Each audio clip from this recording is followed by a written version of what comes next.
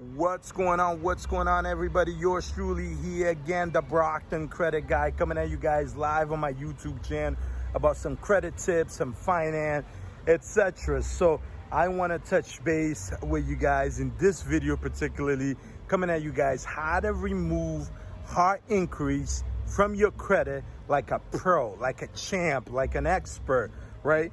And in my previous video, I explained how you can remove late payments. So if you haven't watched that, go ahead and watch. Make sure you subscribe to my channel, set the notification bell to see all like that. Anything, I'm able to put on the channel, you'll be able to get it instantly, right?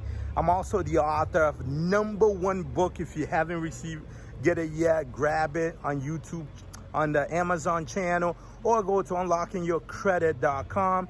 There you'll find a link to buy it, right? In my previous video, I talk about giving you guys like 4 or 5 techniques how to remove late payment, any late payments on your credit. This video, I want to talk about how to remove Hart increase. Like if your credit is below 700 or 720, you could literally sometimes get disqualified for like a tier 1 auto loan or whatever credit that you're looking for, right? So before I get into it, I want to explain to you guys about Hart, the 2 type of inquiry, Hart inquiry and soft inquiry.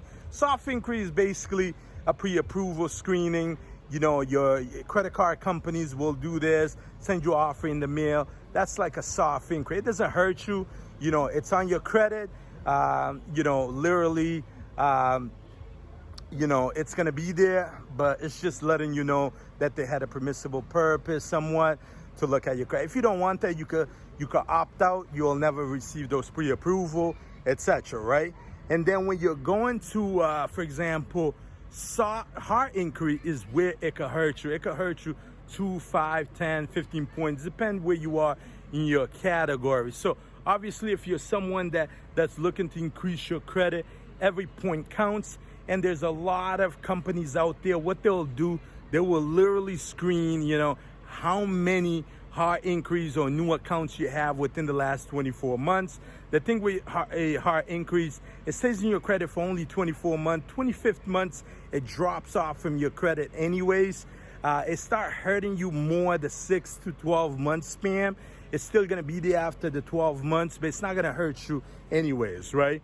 But credit card company like Chase and big banks will screen it. They have rules in places internally, what they call 524 rules. If you have any 5 new accounts or 5 Hart increase within the last 24 months, they really don't care your credit score. They could disqualify. So it's very important to keep your Hart increase as low as possible, down to like 0 if you can.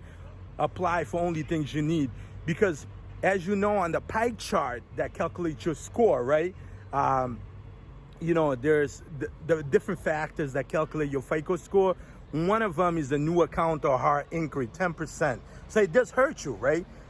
So don't go crazy and applying for things that you might not get qualified for. It might hurt you. So how to remove it? That's basically why you guys are here. How to remove Hart increase. There's a couple of techniques how to remove it. If you haven't yet, subscribe to my channel, set the notification bell, like this video here, right? A lot of credit repair company out there don't explain a lot about this, so I want to come to you guys straightforward to get, to explain to you guys. So grab a pen like that, you guys can follow through and learn something, right? So obviously, this is basically, you're not going to challenge any Hart increase that's more than, if it's anything less than, I would say 60 days, I wouldn't even touch. A month or so, I wouldn't even touch. I would leave it there. You can always choose anything over 60 days, right?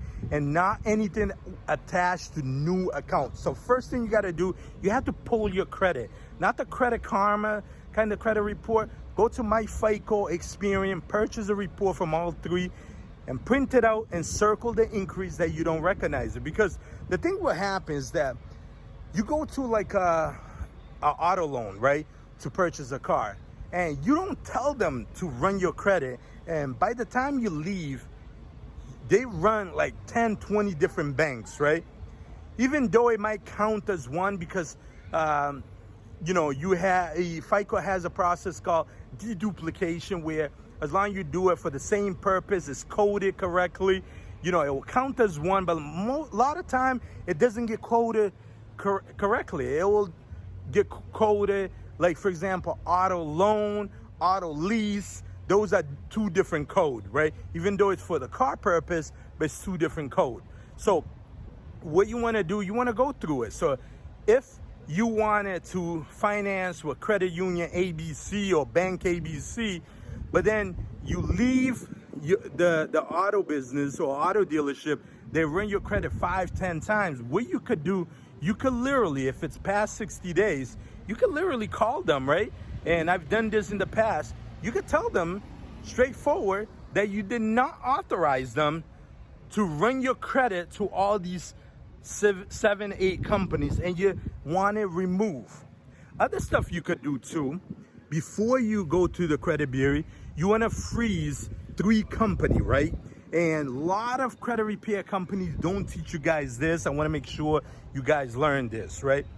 There's 3 other companies out there that the credit bureau will go, right, to grab the information. One of them is LexisNexis. That's your public record, right? That's where you'll see judgment, civil judgment, old addresses and things like that. You want to freeze that, right? You want to opt out. You can either write a letter to them to freeze it, or you could literally go to LexisNexis.com and opt out, screen out. You could do it online and freeze out. Just make sure you remember, because once you freeze this place, there's certain companies out there that are gonna need access in the future to access it in order to extend credit to you guys. So make sure if you freeze them, you remember. Sometimes they'll send you a code, save that code, be organized, basically what I'm saying, right? When do you want to freeze it? I mean, unless if you're gonna apply for major stuff, I will leave it frozen and then unfreeze it when when you're making a major purchase. So LexisNexis, one of them that you freeze.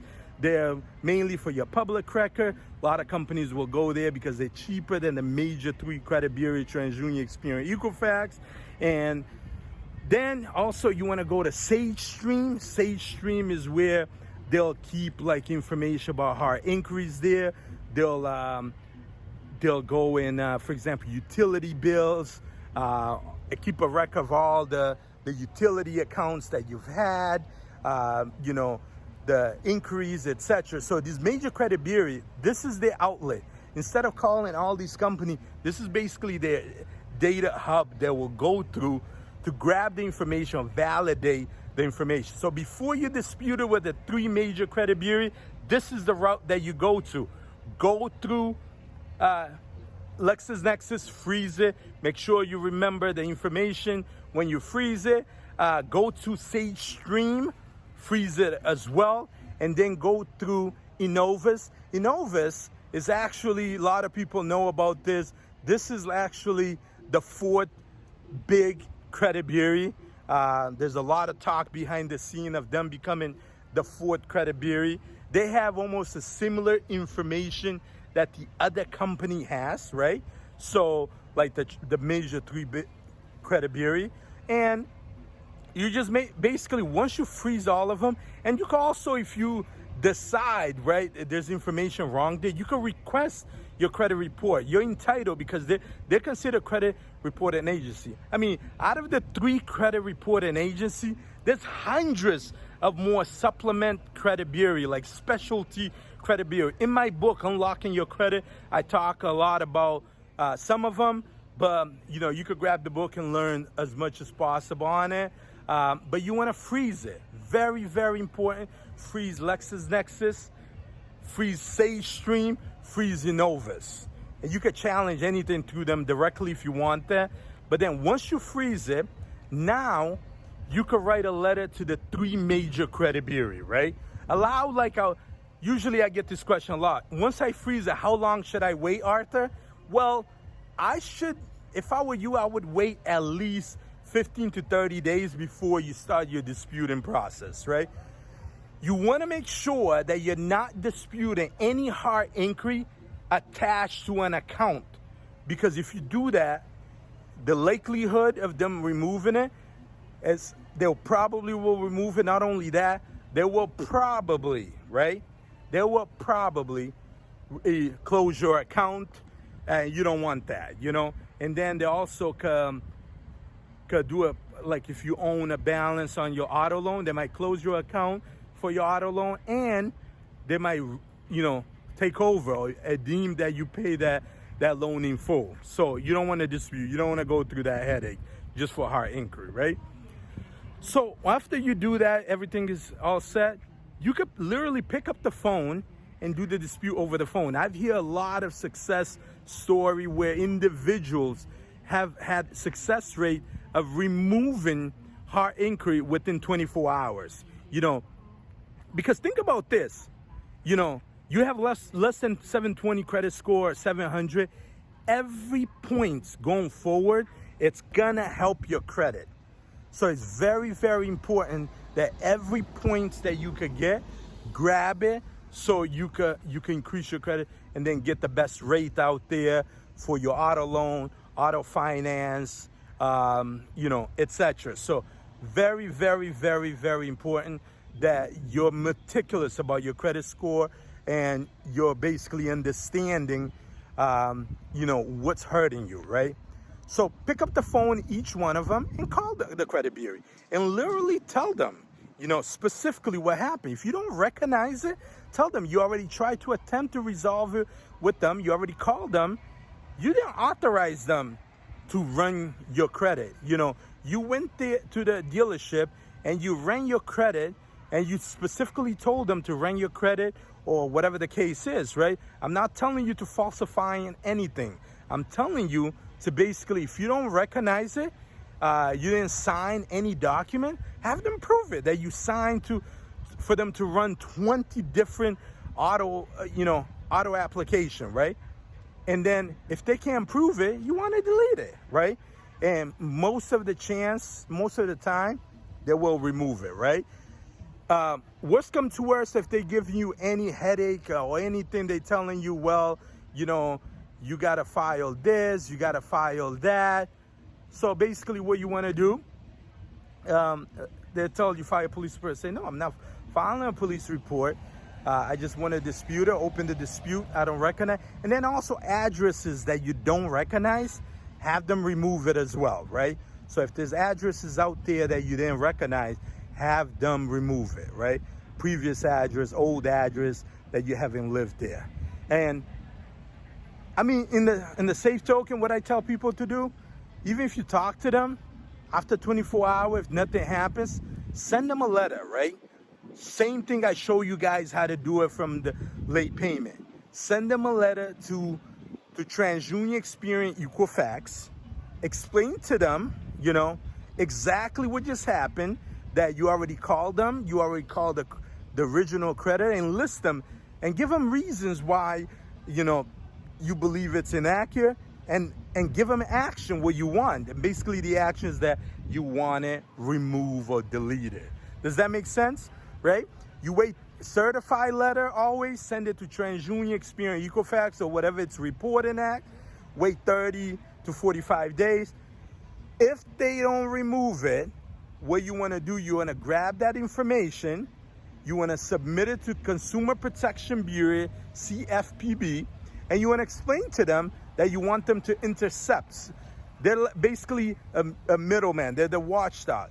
Tell them that you try to resolve it with the creditor, you try to resolve with the credit bureau, and they fail it. You've attached all your correspondence, copy of certified letter that they received the letter, and you deeming that you want all those inquiry removed.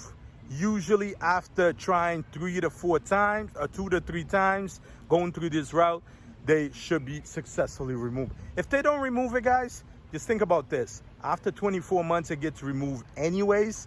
Drop off, you don't even have to do anything about it. And the first, it only hurts you the first 6 months. Hopefully that makes sense. Hopefully that helps you guys out. Hart inquiry, remove it like a pro. Make sure you're documenting everything. You're gonna get a lot of backtrack where they will tell you specifically that, well, it's accurate, it's a factual, whatever it is, ignore that. That's normal template that they will tell you. What you want to do, you want to aggressively work with, work with the process, believe in the process, and get it removed, right? That's how you could get it removed. Hopefully this helps. Subscribe to my channel, look through the channel. There's a lot of tips and tricks, but make sure you freeze for this process to work. Freeze LexisNexis, freeze Sage Stream, freeze Innovis. If you need to dispute directly with them first, errors there, get the report from them, you get it for free, dispute it, get it removed, wait a couple of weeks, and then start disputing it. You can pick up the phone and call the credit bureau, and then after 24 hours, if they don't remove it, what you wanna do, you wanna write a letter to them, certified letter, submit it to them, wait 30 to 45 days. If they don't remove it, use everything that make sure all the documentation, scan it, upload it, and let them know that you tried everything. Consumer Protection Bureau, you need help now. Hopefully it helps. Set the notifications, subscribe to my channel, and set the notification bell to see all and navigate through everything.